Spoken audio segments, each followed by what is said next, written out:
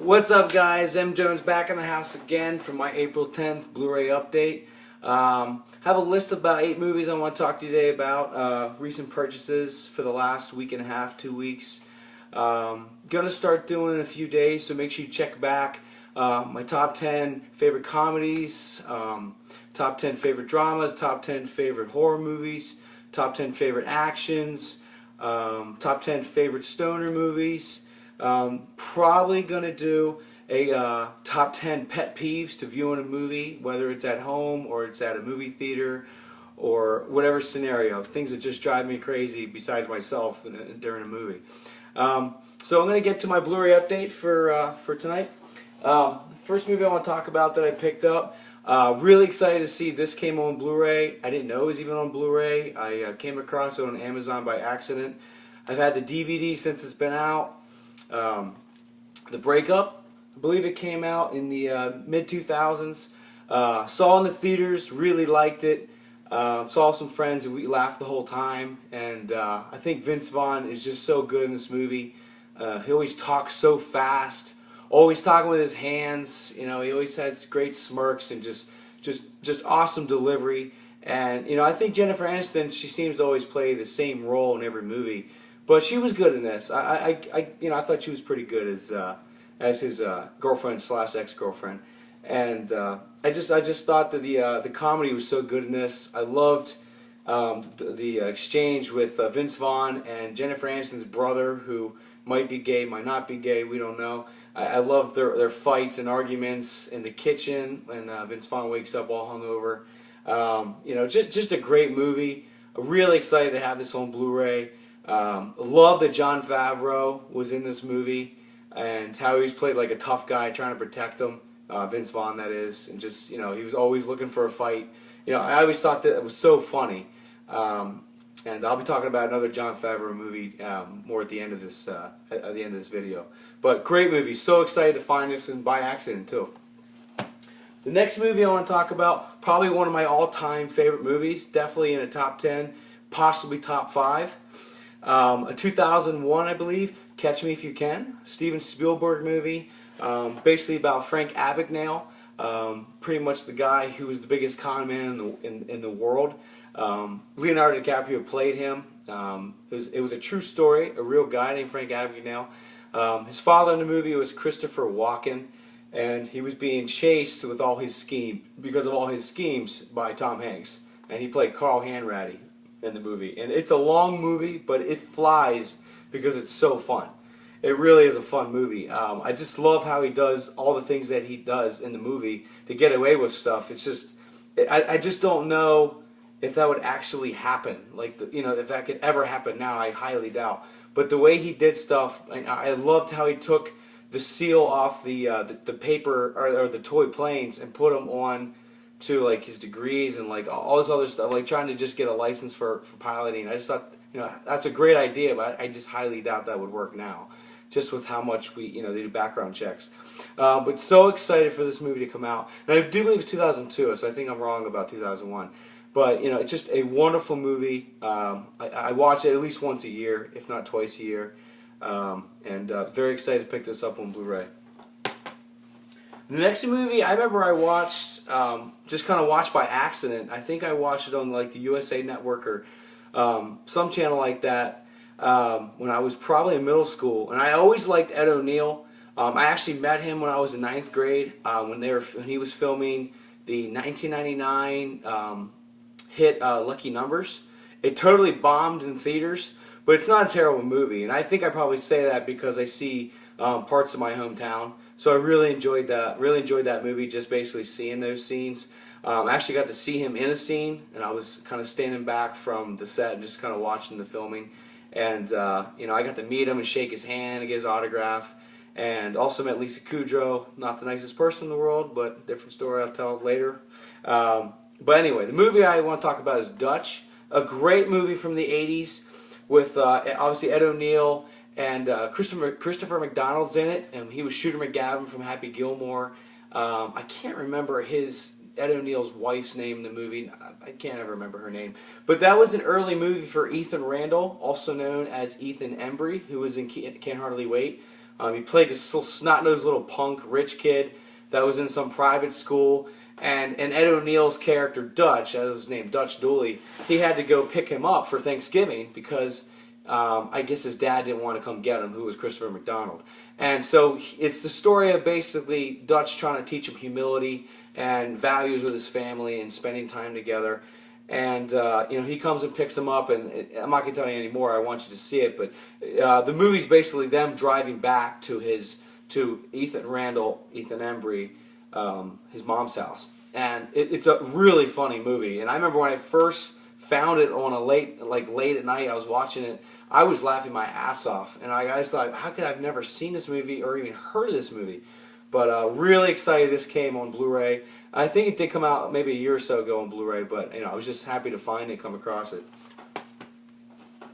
Next movie, I watched this so much as a kid. Never even got into the sport at all. I was more of a wrestler, and I swam and stuff. But Hoosiers, watched this movie so many times. It was the first Gene Hackman movie I ever saw. Dennis Hopper's awesome as the town drunk in it. This was one of those movies that I've always would take with me on a sleepover when I was real little, or take to my grandma's to watch if I had a day off of school. Really loved Jimmy. He was the one that wasn't even really an actor. He was just, I guess, a local, and he could play basketball pretty well. And I loved that he could just make every shot. And obviously, if you ever seen this movie, shame on you. But obviously at the end, what happens, don't want to say in case you didn't. I just really love this movie, and it was based back in the early 50s. I think this was supposed to be like a 1954 Indiana high school state championship game that they go to and make, and if you've seen it, you obviously know what happens. But just love Gene Hackman in this. I really bought that he was a basketball coach. He reminded me of the middle school I went to, the coach for the team, who was also our math teacher. And I didn't play basketball, but I just remember seeing him. Just the way his antics were, it was the same as like Gene Hackman. So I was like, oh, they all seem like to be the same. But really excited to see this movie.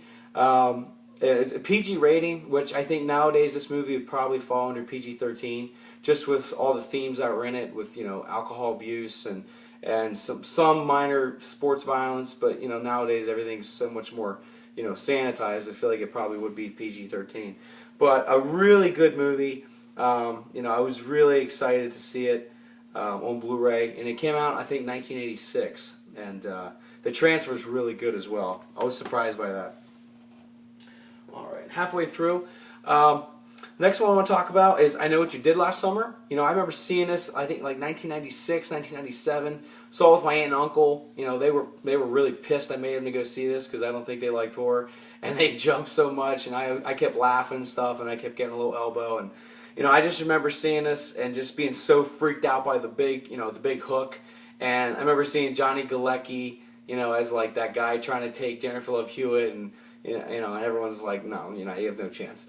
And I just thought it was just such a great movie. And Sarah Michelle Gellar, don't know whatever happened to her. I know she got married to Freddie Prinze, but I thought she was really good.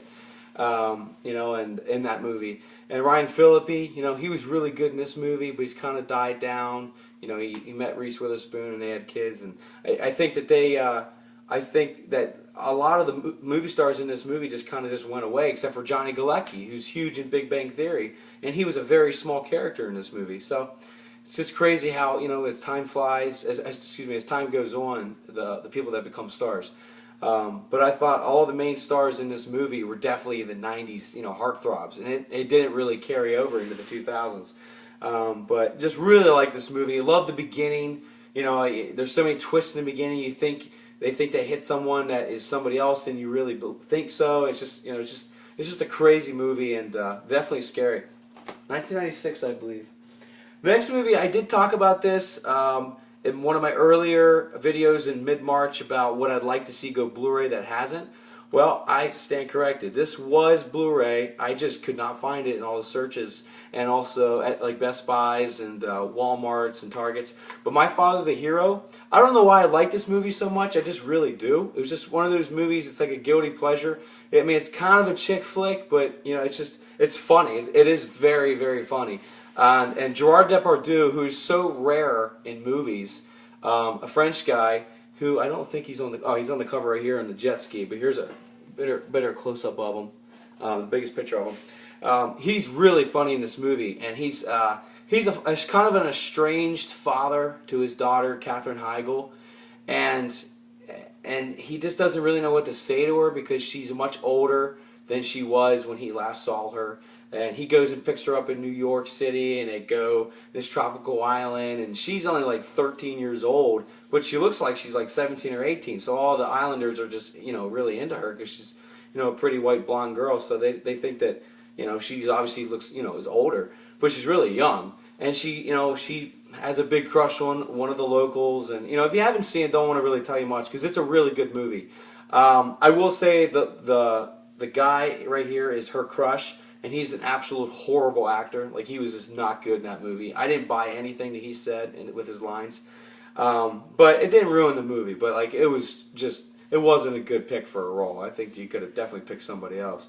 But really good movie. My favorite part of the movie is Gerard Depardieu, the crazy father, that he sings the piano, and you know, and there's some speculation that he's like, you know, Katherine Heigl's lover, and he sings a song that kind of insinuates that. It's so silly, but it's a really good movie. All right, second and last one I want to talk about tonight, Road Trip. I remember seeing it with my buddies, I think either 8th or 9th grade, probably 8th grade. You know, I just love this because this was kind of like Stifler's like next role after American Pie. You know, so I think I saw this in 9th grade. It was like Stifler's like next role, like, you know, is he going to be a good actor? Is he going to be funny? You know, can he transfer from Stifler to someone else, which he played E.L.? You know, I loved him in this movie. He was so good. And, you know, Breckin Meyer, you don't really see him much, but he's always a really good actor, and he's always really funny, and I always like to watch him. But he, you know, he kind of just, he was the main character in this, I think, in my opinion, but you don't really see him too much. Tom Green was awesome. Love that, the salmon song he sings, that was so funny. And the snake bites his hand, that freaked me out because I hate snakes and it terrifies me. So that scene I always like fast forward, I don't even care. I just fast forward, I don't like seeing it. And, you know, like Kyle, I think it was DJ Qualls, who was like 6'5" and about 102 pounds. He's so tall and lanky. And he like hooks up with a real big African American girl, and like he has her underwear like that wide. And it's just a good movie. Just really like this movie, and I thought Amy Smart was really good in it too. You know, you don't see her too much or too often, but great movie, and was so happy to see, you know, Sean William Scott do a good part in this because, you know, everyone thinks, you know, he's just so funny in American Pie. Can he transfer to another character? And he's pretty much the same guy, but he was still really good as the character E.L.